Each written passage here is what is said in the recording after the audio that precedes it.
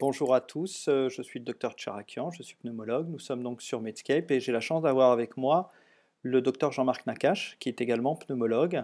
L'idée aujourd'hui est de discuter de la prise en charge de la Covid-19, cette maladie donc qui est liée au SARS-CoV-2, et de voir ce que l'on peut proposer comme prise en charge d'une part à l'hôpital, mais surtout, et c'est le but de cette discussion aujourd'hui, qu'est-ce que l'on peut proposer en ambulatoire aujourd'hui comme prise en charge aux patients. Donc, pour refaire un point rapide, l'infection Covid-19 est entrée en France il y a quelques semaines, avec aujourd'hui 15 000 morts, il faut le dire, donc de façon assez rapide et concentrée. Voyant l'amplitude de l'atteinte, cela a conduit à proposer un confinement dont on voit aujourd'hui les effets positifs, puisque nous voyons vraiment aujourd'hui, au quotidien, baisser le nombre de patients Covid-19 qui rentrent à l'hôpital. Donc, c'est bien parce que ça a permis de soulager le volume de patients pris en réanimation et en hospitalisation, sachant que nous avons dû générer 3 fois plus de lits de réanimation que d'habitude pour pouvoir prendre en charge cette espèce d'explosion de patients graves sur le plan respiratoire. Et aujourd'hui, profitant de cette accalmie, les discussions et de stratégie sont de mettre en place, on va dire, la volonté de mettre en place des stratégies qui éviteront de se retrouver à nouveau noyés lorsque l'on va relever le confinement. Parce que, évidemment, aujourd'hui, on considère, selon les chiffres de 5 à peut-être 20% de la population, mais ça serait un grand maximum de patients, de personnes en France qui auraient rencontré le Covid-19, et on voit que sur ce petit pourcentage de patients, ça a donné une saturation du système français. Aujourd'hui, on est en train de réfléchir à comment faire pour que ça ne recommence pas. Et donc l'idée, c'est de traiter les patients, non pas quand ils sont à l'hôpital, mais en amont, parce qu'aujourd'hui, la stratégie hospitalière a vraiment été optimisée. Il y a eu beaucoup de bras thérapeutiques qui sont en cours d'évaluation pour éviter que les patients hospitalisés passent en réanimation. Ça, c'est un élément fondamental. Il y a des résultats qui vont sortir sur l'hydroxychloroquine, d'ailleurs, sur son utilisation en vraie vie, qui, vous le verrez, vont être finalement assez décevants sur cette stratégie. Il y a des éléments qui sont très intéressants sur la modulation de l'inflammation avec des biothérapies anti-inflammatoires, en particulier les anti-L6, pour lesquelles il y a des données préliminaires très intéressantes qui vont sortir. Et actuellement, plusieurs essais sur des antiviraux, sur des anti-IL6, mais à plus large échelle pour confirmer ces premiers résultats, qui sont en place à l'hôpital. Mais encore une fois, c'est probablement déjà trop tard, et l'idée c'est de prendre les patients plus en amont.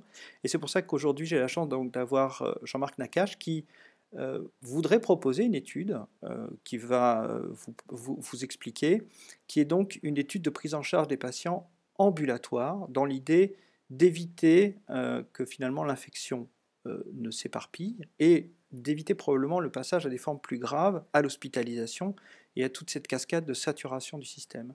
Jean-Marc, bonjour. Est-ce que tu peux nous expliquer finalement en quoi consiste cette étude Outcove? Oui, bien sûr. Bonjour. D'abord, merci de cette invitation. Et effectivement, cette maladie, elle a submergé les hôpitaux avec des formes très, très, très graves. Et on voit qu'il y a tout un arsenal de recherche thérapeutique qui s'est fait sur cette forme très grave, avec ce gros, gros syndrome inflammatoire. Et l'idée, effectivement, c'est de prendre peut-être la maladie un peu en amont, c'est-à-dire avant qu'il y ait ce gros syndrome inflammatoire et avant que les malades soient graves. Alors c'est un peu difficile à mettre en place parce que on a constaté tous, et aussi dans la littérature, mais dans notre pratique, on l'a très nettement vu, les patients sont arrivés près de 7 jours, entre 7 et 10 jours après le début des symptômes. Et l'idée, c'est essayer de les prendre en charge avant et faire des évaluations de traitement avant l'hospitalisation. Et donc, il faut pour cela qu'on soit en coordonné avec les médecins de ville, parce que c'est eux qui les voient, aussi avec la médecine d'urgence, parce que les urgentistes voient ces malades qui sont peu graves et parfois ils les renvoient à la maison.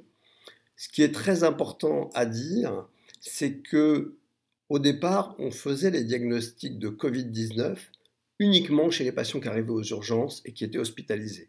Alors juste pour revenir sur les chiffres là que j'ai regardés aussi, aujourd'hui, il y a eu au total 100 000 hospitalisés, 100 000 nouveaux patients Covid-19, dont 70 000 hospitalisés, donc 70%. Donc la porte d'entrée, c'était vraiment l'hôpital. Quand on regarde les choses aujourd'hui, dans la journée qui vient de se passer, les 24 dernières heures, il y a eu 5 500 nouveaux cas et uniquement 2 000 hospitalisés. Donc il y a de plus en plus de cas qu'on va diagnostiquer avant l'hospitalisation, tout simplement parce qu'on développe les stratégies diagnostiques en ville. Et donc c'est vraiment la fenêtre de tir pour essayer d'évaluer les traitements précoces. Alors, je vous explique un petit peu brièvement en quoi cela va consister. Les médecins de ville vont prendre en charge ces malades, vont faire le diagnostic avec la fièvre, avec des signes respiratoires et avec un test positif. Certains médecins de ville ont déjà mis dans leur pratique le fait de faire un scanner quand les malades se présentaient avec une suspicion de Covid. Donc, on sait aujourd'hui que c'est un bon critère diagnostique et on pourra l'utiliser pour rentrer dans l'étude. Et à l'issue de cette démarche-là, le patient sera envoyé dans un centre d'inclusion. Il y aura plusieurs centres en Île-de-France et au début, on va commencer avec 5 centres. Et dans ce centre d'inclusion, on vérifiera les critères d'inclusion et les patients seront randomisés en 4 bras.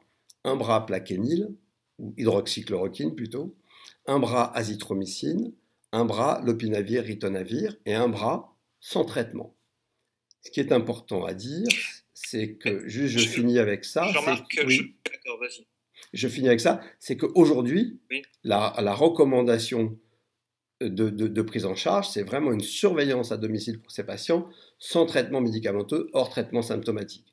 Et donc, on est obligé, par conscience professionnelle, de faire cet essai avec un bras sans traitement aujourd'hui pour vraiment prouver qu'un de ces médicaments peut être efficace et supérieur à l'absence de traitement. Alors voilà, effectivement, je voulais bien sûr rebondir sur cette notion. Alors, c'est un élément d'abord fondamental. Je vous disais que l'hydroxychloroquine chez les patients hospitalisés, hein, en tout cas, et oxygénodépendants, n'arrivait pas à prévenir le passage en réanimation. Donc ça, effectivement, est-ce que c'est la mort de l'hydroxychloroquine? La réponse est, pour l'instant, on n'a pas démontré que ça ne fonctionnait pas chez les patients précoces, hein, et c'est ce qui est préconisé, hein, c'est vraiment la fenêtre de tir où le virus se développe qui pourrait être une fenêtre intéressante pour ce médicament. Donc effectivement, il ne faut pas l'enterrer, mais comme tu le dis toi-même, est-ce que, ou comme le disait plutôt le professeur Raoult, est-ce que c'est vraiment éthique de faire aujourd'hui un bras placebo face à ces médicaments? Alors, soit on a vraiment un médicament dit magique qui transforme tous les patients et on va le voir en très peu de temps, soit la différence est moins importante, et dans ces cas-là, il va falloir inclure une centaine, 200, 300 malades pour voir la différence. Et ça veut dire qu'il faut absolument faire cet essai avec un bras placebo pour prouver qu'il y a une petite différence. Alors, juste si on 2 minutes pour la pneumologie, puisque nous on est pneumologue, on a deux beaux exemples en pneumologie de recommandations d'experts qui se sont avérés être délétères pour le malade en fibrose pulmonaire idiopathique avec des traitements qu'on mettait jusqu'en 2014 qui étaient une recommandation d'experts internationale. Et donc, il y avait un effet délétère de ce traitement de la fibrose. Et il y a aussi un exemple en cancérologie sur des malades qui avaient des ganglions proches de la tumeur. On disait qu'il fallait faire une radiothérapie.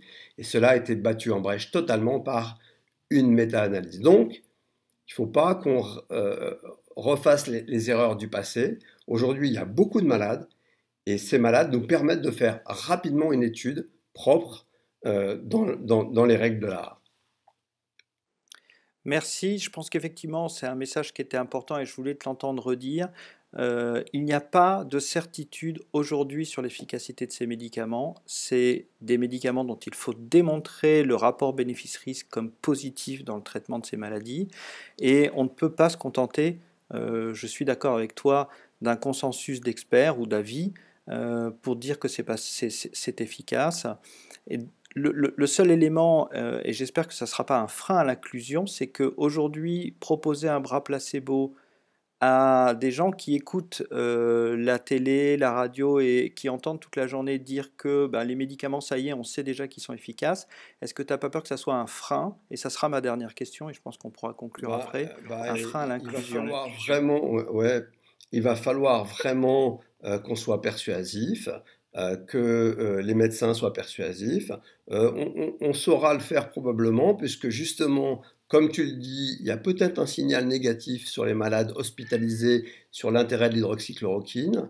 Il y a aussi des risques cardiovasculaires. Donc, peut-être que ces éléments, ces nouveaux éléments qui vont arriver dans la semaine, vont nous permettre de persuader les patients pour leur dire effectivement il faut faire cet essai. Et de toute façon, il y a deux choses très importantes à prendre en compte, c'est que ces malades seront suivis en télésurveillance très étroite, avec des signaux d'alerte comme on le fait actuellement en Ile-de-France avec le système Covidom. Et deuxièmement, il y a aussi un comité de surveillance de l'étude qui va se réunir tous les 15 jours pour voir s'il y a un gros déséquilibre entre un bras médicament et le bras placebo. Et donc ça, c'est très très important et on arrêtera si on voit qu'il y a un grand déséquilibre dans un sens ou dans l'autre.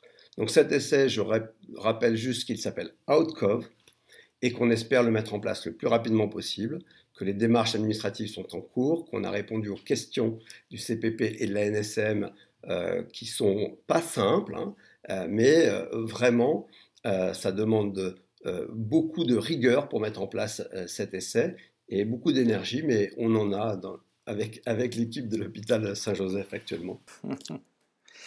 Écoute, merci, je te souhaite une réussite pour cette étude. Je pense qu'effectivement, est fondamental de s'intéresser à cette partie de la population que les hospitaliers oublient et qui est quand même la grande partie de la population française, et pour essayer de prévenir l'engorgement des hôpitaux si on pouvait trouver un traitement efficace.